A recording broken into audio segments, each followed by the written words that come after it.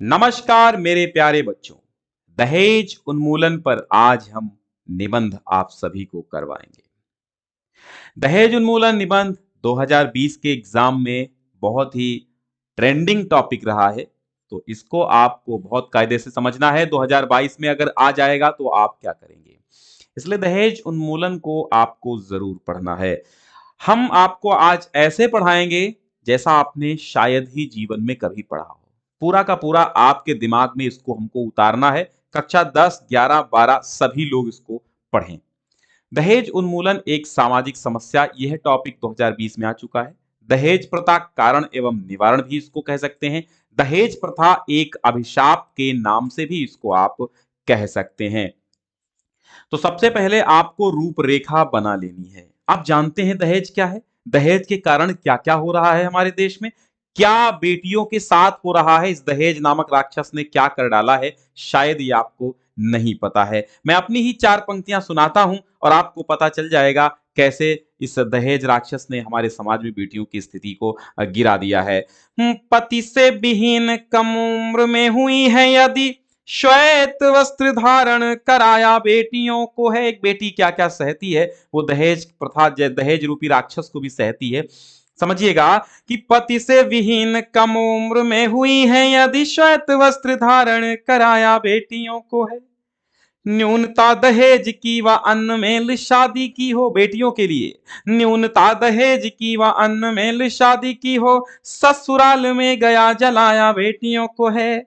जब भी भरा है नहीं पेट परिवार का, तो सिर पर मैला भी डुलाया बेटियों को है। और कितनी सजाएं दोगे बेटी होने का जी, कोख में ही खून करवाया बेटियों का है, कोख में ही खून करवाया बेटियों का है। कटु क्रुद्ध तीक्ष्ण चाहे जैसे हो, पलों को जी के बलिदानी भूमि की निशानी बनी बेटियां। पन्ना धाये हाड़ा रानी इतिहास में अमर, गार्गी सी विदुषी भवानी बनी बेटियां। क्रुद्ध काल के करों में जकड़ी है जाती रही, द्रौपदी व सीता महारानी बनी बेटियां। प्रेम के उदाहरण देख के जग नाम लेता, विश्व पी के मीरा सी दीवानी बनी बेटियां। बेटियों के कई रूप हैं और बेटियों के कई प्रकार के कर्म हैं, बेटियों के कई योगदान है समाज को, न जाने कितना अमूल्य अनमोल योगदान है समाज को आगे बढ़ाने में। आइए हम आज इस दहेज रूपी राक्षस पर प्रकाश डालते हैं कि आखिर क्या है ये दहेज, और फिर हम आपको एक कविता के माध्यम से समझा देंगे कि ये दहेज क्या है, और उससे आप इस पूरे के पूरे निबंध को लिख देंगे। आप साहित्यिक भाषा में लिखना चाहें तो वो भी भाषा में बता दूंगा, आप अगर अपनी भाषा में लिखना चाहें तो वो भी भाषा आज मैं बता दूंगा। दोनों भाषाओं को साथ लेकर के चलेंगे। सबसे पहले आपको कोई भी निबंध लिखने से पहले एक बात ध्यान रखनी है, रूपरेखा के 2 अंक आपके निर्धारित हैं, इसलिए रूपरेखा जरूर आपको लिख लेनी है। रूपरेखा में सबसे पहली हेडिंग प्रस्तावना, फिर दहेज प्रथा का आरंभ। जो जो हेडिंग्स आप डालेंगे वो हेडिंग्स लिख देंगे। दहेज प्रथा का तात्पर्य, दहेज प्रथा के बढ़ने के कारण, हानियां, समस्या का समाधान और उपसंहार। इतनी हेडिंग्स पर हम चर्चा करेंगे और इनके अंतर्गत भी हेडिंग्स होंगी। आपको हेडिंग्स रटने की जरूरत नहीं है, मात्र आप अपने आंखों के सामने हमें रखिए, इस मोबाइल फोन के सामने इस वीडियो को रखिए और हमारी बातों को कान खोलकर सुनिएगा।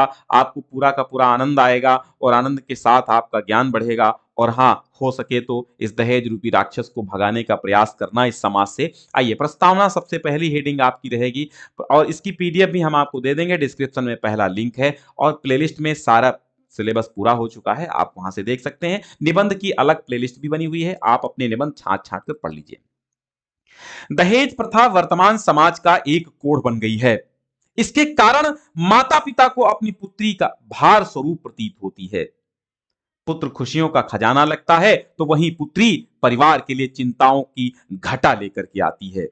उसके मन में यह तर्क वितर्क आरंभ हो जाता है कि पुत्री के लिए योग्य वर कैसे मिलेगा, कैसे इसके लिए दूल्हा ढूंढूंगा और ससुराल में सुख मिलेगा अथवा नहीं मिलेगा। जब दहेज का बड़ा दानव खड़ा हो जाता है तो यह चिंता और भी विकराल रूप धारण ले लेती है कि बेटी हमारी कहां जाएगी, किस जगह जाएगी और क्या इसको मिलेगा, पति कैसा होगा, क्या दहेज देने के बावजूद भी इसको सुख मिलेगा अथवा नहीं मिलेगा। इसकी कोई गारंटी नहीं कि आप 1 करोड़ दहेज दे दो, इसके बाद भी आपकी बेटी को सुख मिलेगा, इसकी कोई गारंटी नहीं होती है। यह दहेज प्रथा वर्तमान समाज में बिल्कुल कोढ़ की तरह है, जिसकी कोई लाइलाज बीमारी बन गई है। है, आइए हम इसकी बीमारी के भी टुकड़ों को भी देखेंगे, बीमारी की दवा को भी हम देखेंगे कैसे ये दहेज प्रथा जाएगी। तो इतनी बात आपको समझ में आएगी कि प्रस्तावना में आपको क्या लिखना है। दहेज प्रथा समाज का कोड है। तमाम माता पिता इस दहेज प्रथा के कारण ही बेटी पैदा होते ही उसको भार मानने लगते हैं और उसके कारण चिंतित हो जाते हैं और बार बार कोसते रहते हैं अपनी बेटी को, और उसके साथ में चिंता दुश्चिंता में परिवर्तित हो जाती है और यह भी सोचते रहते हैं वर कैसा मिलेगा, मिलेगा अथवा नहीं मिलेगा, कितने दिनों के बाद मिलेगा। लोग 5-5 6-6 साल वर ढूंढते हैं, दूल्हा ढूंढते हैं, फिर भी बेटी के लिए दूल्हा नहीं पाते हैं, और पाते भी हैं तो वो बेटी को सुख देगा अथवा नहीं देगा इसकी कोई गारंटी नहीं है। 1 करोड़ दान भी लेकर के वो सुख देगा अथवा नहीं देगा। ये दहेज का एक दानव है जिसने चिंता बढ़ाई है हमारे माँ बाप की। दहेज प्रथा का आरंभ कहां से हुआ, आइए हम देखते हैं। दहेज प्रथा का आरंभ हेडिंग डालेंगे और लिखेंगे कि मनु ने मनुस्मृति में अनेक विवाहों का उल्लेख किया है। ब्रह्म विवाह के अंतर्गत कन्या को वस्त्र और आभूषण देने की बात कही गई है। कन्या के माता पिता अपनी सामर्थ्य और इच्छा के अनुसार वस्त्र और अलंकार दिया करते थे, किंतु उसमें बड़ी मात्रा में दिए जाने वाले दहेज का कोई उल्लेख नहीं है। आपने देखा पुराने इस महर्षि मनु द्वारा लिखी गई जो मनुस्मृति है, जिसके कारण हमारा समाज 4 वर्णों में बट गया, जिसके कारण हमारे समाज में जाति प्रथा प्रचलित हो गई, उसने ये खराब चीज दी थी। जाति प्रथा बहुत बुरी चीज है मनुस्मृति के अनुसार, लेकिन उसने भी दहेज का कहीं भी नामो निशान नहीं दिया है। विवाह के 8 प्रकारों में, विवाह के 8 प्रकार वेदों के अनुसार माने गए मनुस्मृति के अनुसार, लेकिन उन 8 प्रकारों में मात्र एक ऐसा विवाह था जिसको हम ब्रह्म विवाह के नाम से जानते थे। उसमें मात्र इतनी बात कही गई कि भाई कन्या को गिफ्ट के स्वरूप में, उपहार के स्वरूप में वस्त्र और आभूषण उनके माता पिता देते हैं, तो वो विवाह ब्रह्म विवाह के अंतर्गत आता है। तो वो जो वस्त्र और आभूषण देने की प्रथा थी, आज कार और हेलीकॉप्टर तक पहुंच गई है, कार और प्लाट तक पहुंच गई है, कार और फ्लैट तक पहुंच गई है। देखिएगा आगे देखिए, लेकिन उसमें ये बड़ी मात्रा में दहेज दिए जाने का कोई उल्लेख मनुस्मृति में नहीं था। अब हम दहेज के तात्पर्य को समझते हैं। सबसे पहले प्रस्तावना लिखा है, फिर हमने क्या लिखा है, दहेज क्या है, यही तो है। आपने बताया दहेज प्रथा का आरंभ कहां से हुआ, दूसरी हेडिंग। और तीसरी हेडिंग ये है कि दहेज का तात्पर्य क्या है। दहेज का तात्पर्य उस संपत्ति तथा वस्तुओं से है जो विवाह के समय वधू पक्ष की ओर से वर पक्ष को दी जाती। कौन नहीं जानता है दहेज क्या है, यह आपको बताने की जरूरत नहीं है, क्योंकि आप भी कहीं ना कहीं इससे ग्रसित होंगे। या तो आप ले रहे होंगे या तो आप दे रहे होंगे, 2 में से एक काम कर रहे होंगे। दहेज का तात्पर्य उस संपत्ति से है, उन वस्तुओं से है, उन उपहारों से है जो विवाह के समय वधू पक्ष की ओर से यानी लड़की पक्ष की ओर से वर पक्ष को दिया जाता है। मूल रूप में इसमें स्वेच्छा की भावना निहित है, किंतु आज दहेज का अर्थ बिल्कुल अलग हो गया है। मूल रूप जो हमने मनुस्मृति में पढ़ा, मनुस्मृति में कहा गया था कि ब्रह्म विवाह में केवल कन्या को वस्त्र और आभूषण उसके माता पिता स्वेच्छा से देते थे, लेकिन उसका स्वरूप आज परिवर्तित हो गया है। और ये दहेज का तात्पर्य यहां पर वो दहेज वस्त्र और आभूषण का मतलब मूल रूप से स्वेच्छा ना रह करके एक स्वेच्छा ना रह करके बिल्कुल एक बाध्यता बन गई है। आज दहेज का अलग बिल्कुल अर्थ हो गया है। अब तो दहेज ने शर्त का रूप धारण कर लिया है। वर्तमान में इसे वरमूल्य कहना अधिक उपयुक्त होगा, क्योंकि हम इसको दूल्हे का मूल्य अर्थात लड़के का मूल्य, लड़का खरीदा जा रहा है। ये एक दुनिया बाजार है जहां पर दूल्हे खरीदने पड़ते हैं और दुल्हन को देने के लिए, यानी जो दुल्हन ही दहेज है। हमने छोटे छोटे तुच्छ तर्कों पे लिखा देखा है, बस के पीछे, लॉरी के पीछे लिखा देखा है कि दुल्हन ही दहेज है, तो हम दुल्हन को भी देते हैं और दहेज को भी दे रहे हैं। तो ये दहेज का तात्पर्य इस समाज में अलग हो गया है। यहां पर दहेज वरमूल्य में परिवर्तित हो गया है, दहेज प्रथा के विस्तार के कारण। मैं जल्दी जल्दी नहीं कर रहा हूं। आपकी पहली हेडिंग मैंने प्रस्तावना बताई है, दूसरी हेडिंग बताई है दहेज प्रथा का आरंभ, और तीसरी हेडिंग हमने बताई है दहेज प्रथा का तात्पर्य। तो आप समझ गए ना। चौथी हेडिंग में आइए दहेज प्रथा के विस्तार के कारण। यह बहुत कायदे से समझिएगा। यहां पर आपको समझना होगा क्यों बढ़ रहा है दहेज और क्यों दिया जा रहा है दहेज। हमारे समाज में दहेज और वरमूल्य क्यों बढ़ रहा है। ठीक है, इसके आइए देखते हैं। तो दहेज प्रथा के विस्तार के कारण, दहेज रूपी दानव अपना शरीर बढ़ाता ही जा रहा है। इसके प्रमुख कारण क्या हैं, निम्नलिखित हैं। सबसे पहला कारण है धन के प्रति आकर्षण। लोग लालची हो गए हैं। लोभः पापस्य कारणम। लोभ क्या है, पाप का कारण है और वो पाप करने से हम नहीं चूकते हैं। लाभेन लोभः, जब लाभ बढ़ता है तो लोभ बढ़ता है, इसलिए लाभ के कारण लोग धन के प्रति आकर्षित हो रहे हैं। हम ऊंचे ऊंचे मकान बना लेंगे, हम करोड़ों की संपत्ति अर्जित कर लेंगे, हम 50 लाख अपने बेटे की शादी में पाएंगे तो एक लॉरी ले, एक गाड़ी लेंगे, उस गाड़ी में एसी होगी, हम तीर्थ यात्रा करेंगे, लेकिन अंत में सबको धूल धूसरित हो जाना है। तो फिर ये क्यों? वर्तमान युग भौतिकवादी युग है।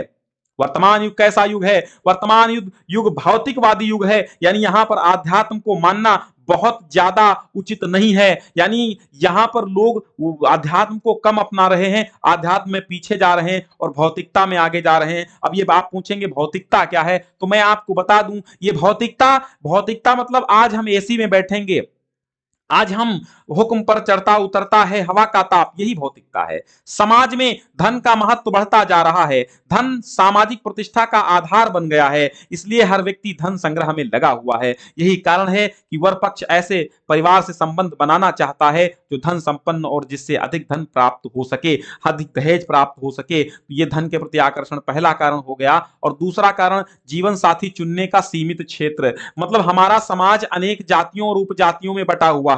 हजारी प्रसाद द्विवेदी ने कहा था कि हमारे समाज में नीची से नीची जाति समझे जाने वाली, मतलब जो नीची से नीची समझी जाने वाली जाति भी अपने से नीची एक और जाति ढूंढ लेती है। तो तमाम जातियों और उपजातियों में हमारा समाज बटा हुआ है।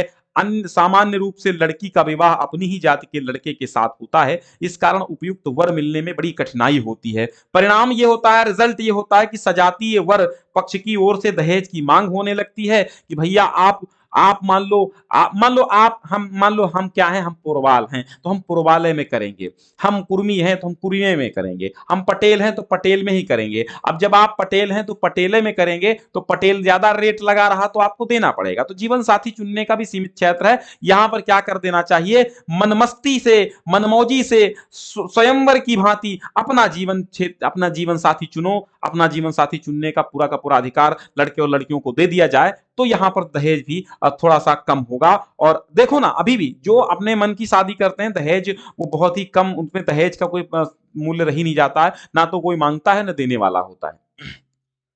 शिक्षा और व्यक्तिगत प्रतिष्ठा के कारण भी लोग, मतलब मेरे बेटे की शादी 5 लाख पे है, 10 लाख पे है, 20 लाख पे है, तो इससे प्रतिष्ठा।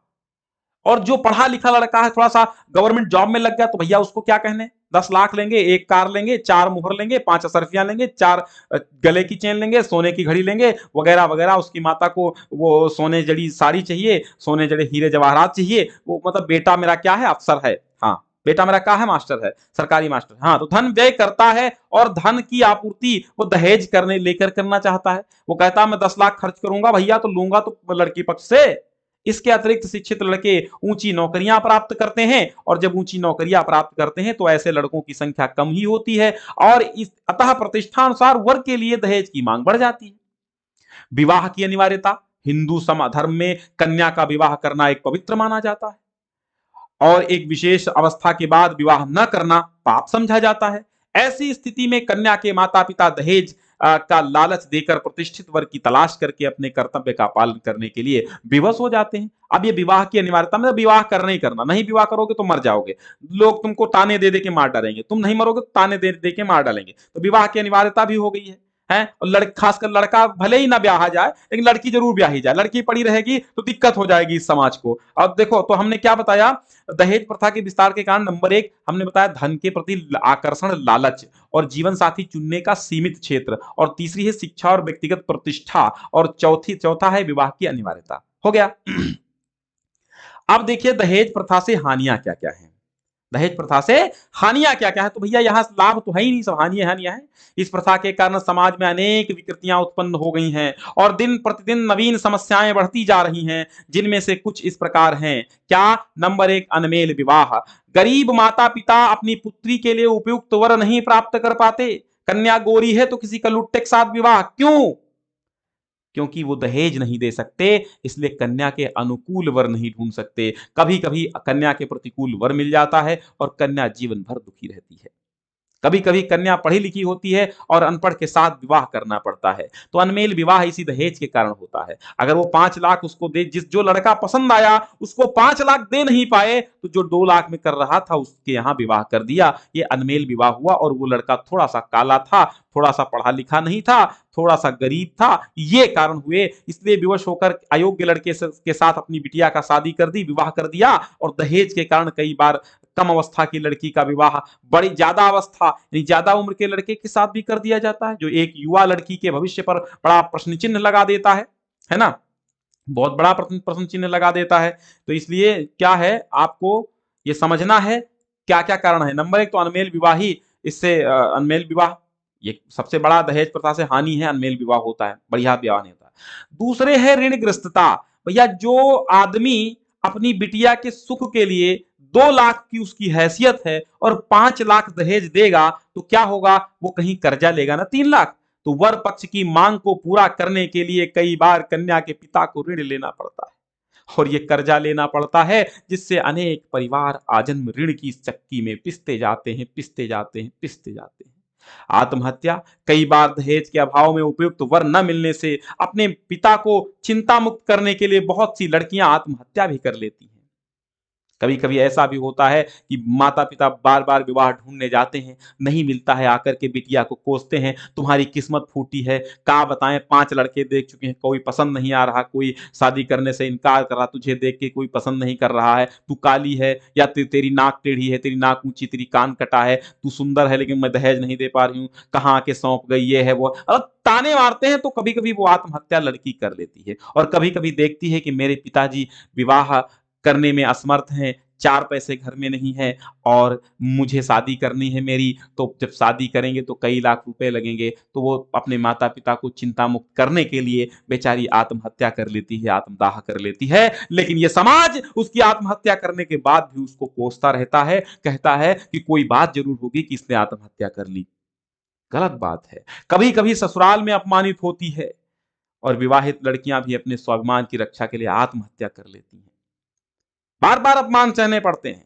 छुटकैया बहू है, वो लाई है और बड़कैया बहू नहीं लेके आई है, तो वो छुटकैया बहू को बड़ा सम्मान देते हैं, तो बड़कैया बहू को ताने मारते हैं। कभी कभी इसमें आत्महत्याएं बहुत होती हैं, ससुराल वालों द्वारा भी कभी कभी हत्याएं कर दी जाती हैं। जब कभी कभी ऐसे भी केस देखने को मिले हैं कि जब वो दहेज के लिए उसको प्रताड़ित करते हैं, तो वो सीना तान के दहेज के खिलाफ खड़ी हो जाती है, तो ससुराल वालों द्वारा हत्याएं भी कर दी जाती हैं। और ऐसा नहीं है, पुलिस प्रशासन को बिल्कुल दंड देता है, हमारा कानून व्यवस्था दंड देता है, लेकिन दहेज के लालच में लड़कियों को ससुराल में अपमानित होना पड़ता है, और अनेक बार सास ससुर और पति मिलकर विवाहिता को जला करके, जहर दे करके, पीट पीट कर मार डालते हैं। समस्या का समाधान कैसे होगा? दहेज प्रथा निश्चय ही समाज के लिए एक अभिशाप है। कानून द्वारा इस पर रोक लगाने का प्रयास किया गया है, और समाज सुधारकों द्वारा भी कुछ उपाय सुझाए गए हैं, जो इस प्रकार हैं। ठीक है, समस्या का समाधान कैसे होगा? अंतरजातीय विवाहों को प्रोत्साहन दिया जाए। अंतरजातीय का मतलब है कि हम इस जाति के हैं, हम दूसरी जाति में विवाह किया जाए। अंतर मतलब अंतर हो जाए जाति में। अंतरजातीय विवाहों को प्रोत्साहन दिया जाए, लड़कियों की शिक्षा को अधिक से अधिक ध्यान दिया जाए, जीवन साथी चुनने का अधिकार प्राप्त किया जाए, और स्वस्थ जनमत हो। ठीक है, हाँ, तो अभी देखिए 5-4 हेडिंग्स पे आप देखिएगा कैसे सुधार हो सकता है। अंतरजातीय विवाह को प्रोत्साहन दे दो। यदि अंतरजातीय विवाहों को प्रोत्साहित दिया जाए, तो लड़कियों के लिए योग्य वर खोजने में सुविधा होगी। इस प्रकार दहेज की मांग में कमी आएगी, और योग्य लड़का मिल जाएगा। क्योंकि कई जातियों में जब हम मान लो एक ग्रुप है, 100 लोग ही हैं, 100 में ही हमको ढूंढना, अगर 1000 में वही चीज ढूंढनी हो तो जल्दी मिलेगी ना। तो अंतर जाति विवाह को प्रोत्साहन दो कि दूसरी जाति में भी विवाह हो सके, तो टेंशन नहीं होगी। लड़कियों की शिक्षा को पूरा शिक्षित किया जाए लड़कियों को, और जिससे वे स्वावलंबी बन सकें, नौकरी प्राप्त करके जीवन निर्वाह कर सकें। इस प्रकार की लड़कियों के लिए विवाह एक अनिवार्यता नहीं होगी, और वर पक्ष भी उनका अनुचित लाभ नहीं उठा सकेगा। हमने अधिकतर देखा है, अधिकतर सीधी सादी अनपढ़ लड़कियां ही दहेज की बलि चढ़ती हैं, लेकिन पढ़ी लिखी नहीं चढ़ पाती हैं। क्यों? क्योंकि वो शिक्षित हैं, और वो कानून जानती हैं, वो सब जानती हैं, वो सर उठा के चलना भी सीख लेती हैं, और कंधे से कंधा मिला करके भी चलती हैं, समाज के साथ एडजस्टमेंट कर लेती हैं। जीवन साथी चुनने का अधिकार लड़के लड़कियों दोनों को ही दिया जाए, कि वो अपना बेहतर जीवन साथी अपने आप चुन लें, उनको अधिकार मिल जाए। शिक्षा प्रसार के साथ ही इस भावना का विकास हो सकता है। इस प्रकार वर के माता पिता द्वारा की जाने वाली अनुचित मांगों में भी कमी आएगी। ठीक है, जो लव मैरिज को प्रोत्साहन दिया जाना चाहिए, यानी कि स्वयं के अपने अपना जीवन साथी चुनने का स्वयं को अधिकार मिल जाए तो कोई टेंशन नहीं होगी। स्वस्थ जनमत केवल कानून द्वारा ही इस सामाजिक बुराई को दूर नहीं किया जा सकता है। स्वस्थ जनमत अर्थात लोगों की स्वस्थ मानसिकता भी हो। कानून चाहे 50 बना दो, कोई रिटर्न में नहीं होता कि मैं दहेज दे रहा हूं। कहीं भी रिटर्न में होता है क्या? नहीं होता है। तो लाखों कानून बना दो, कोई कुछ बिगाड़ नहीं सकता इस समाज का। क्यों? इस दहेज का कोई कुछ नहीं बिगाड़ सकता। इसके लिए स्वस्थ जनमत की आवश्यकता है, हमारी और आपकी स्वस्थ मानसिकता हो, ताकि हम इस दहेज को समाप्त कर सकें। इसके लिए स्वस्थ जनमत का निर्माण किया जाना चाहिए। जब तक समाज में जागृति नहीं होगी तब तक दहेज रूपी दानों से छुटकारा नहीं मिलेगा। मैं इसका गीत भी आपको सुना दे दूंगा, समझ में आ जाएगा और अधिक। उपसंहार अंत में डाल देंगे। समाज सुधारकों और युवक युवतियों के सहयोग से समाज में जागृति उत्पन्न हो रही है और दहेज की कलंकित प्रथा को समाप्त करने का पूरा प्रयास किया जा रहा है। पाश्चात्य संस्कृतियों में सभ्यता भी थोड़े थोड़े पांव पसार रही है। हमें आशा ही नहीं बल्कि पूर्ण विश्वास है कि एक दिन यह कुप्रथा अवश्य समाप्त होगी, बिल्कुल खत्म होगी। और जब भी और बेटियां देश की जाग जाएं अगर, जग स्वयं ही बदलता चला जाएगा। मैं दहेज पे सुना रहा हूं, ये किसी की अनुपम रचना है, मुझे याद नहीं किसने लिखा है, लेकिन मैं इतना जरूर जानता हूं कि बहुत अच्छा है। तो इस दहेज ने ही फैलाया भारी अत्याचार है। समझिएगा, इसके भी माध्यम से भी आप लिख देंगे, आप अपना क्या लिख देंगे? दहेज उन्मूलन एक सामाजिक समस्या पर निबंध भी इससे लिख सकते हैं। समझिएगा, इस दहेज ने ही फैलाया भारी अत्याचार है, इस दानव को मार भगाओ यह समाज का भार है, इस दानव को मार भगाओ यह समाज का भार है। पुत्र जन्म लेते ही घर में लहर खुशी की छा जाती, लेकिन कन्या इस धरती पर एक समस्या बन जाती। कैसे हाथ करेंगे पीले यदि अभाव घर में धन का, कैसे हाथ करेंगे पीले, कैसे हाथ करेंगे पीले यदि अभाव घर में धन का। घर वर दोनों ठीक चाहिए प्रश्न समूचे जीवन का। बात सैकड़ों की न कहीं भी, बात सैकड़ों की भी न कहीं पर, पहला अंक 1000 है। इस दानव को मार भगाओ ये समाज का भार है। शिक्षित और सुशील सुपुत्री रूप गुणों की उजियारी, किंतु पिता के पास नहीं धन इसीलिए बैठी कुंवारी। ओ समाज के ठेकेदारों कुंभकर्ण बन मत सोते हो, ओ समाज के ठेकेदारों कुंभकर्ण बन सोते हो। अनाचार से आंख फेर कर बीज पाप के बोते हो, पैसे को भगवान समझ कर रचा क्रूर व्यवहार है। इस दहेज ने ही फैलाया भारी अत्याचार है। नारी का क्या मूल्य न कोई, क्या वह पशु से दीन अहो, नर की तुलना में क्यों इसको माना इतना हीन कहो, माना इतना हीन कहो। लड़के वाला लेन देन में कितनी अकड़ दिखाता है, नीलामी जैसी बोली वह नेगों की लगवाता है। तो यह पुनीत संबंध नहीं है, निंदनीय व्यवहार है। इस दानव को मार भगाओ यह समाज का भार है, यह समाज का भार है। और अंतिम पंक्तियां कि इस कुरीति ने दुष्कृत्यों की बाढ़ भयंकर फैलाई, घूस मिलावट चोर बाजारी बेईमानी है सिखलाई। चिंता ही दहेज की निश दिन किए यहाँ हैरान बड़ा। एक तरफ शादी का सौदा, एक तरफ ईमान खड़ा, तो परेशान होकर बहुतों ने छोड़ दिया संसार है। इस दानव को मार भगाओ, यह समाज का भार है। इस दहेज ने ही फैलाया भारी अत्याचार है। इस दानव को मार भगाओ, यह समाज का भार है, यह समाज का भार है। कैसा लगा आज जरूर बताइएगा। और डिस्क्रिप्शन में लिंक है सारी आपके प्लेलिस्ट की भी, तो आप पढ़ते रहिएगा और समाज में जागरूकता लाइए, दहेज प्रथा को रोकिए। इसके कारण और निवारण आप एक बार और कायदे से पढ़ लीजिएगा। इसकी पीडीएफ मैं डिस्क्रिप्शन में पहले लिंक से दे दूंगा, और टेलीग्राम आप ज्वाइन कर लीजिए ताकि यूपी बोर्ड से संबंधित सारी सूचनाएं आपको मिलती रहें। बहुत बहुत धन्यवाद आज जुड़ने के लिए। मिलते हैं नेक्स्ट टॉपिक के साथ अगले दिन, तब तक के लिए नमस्कार।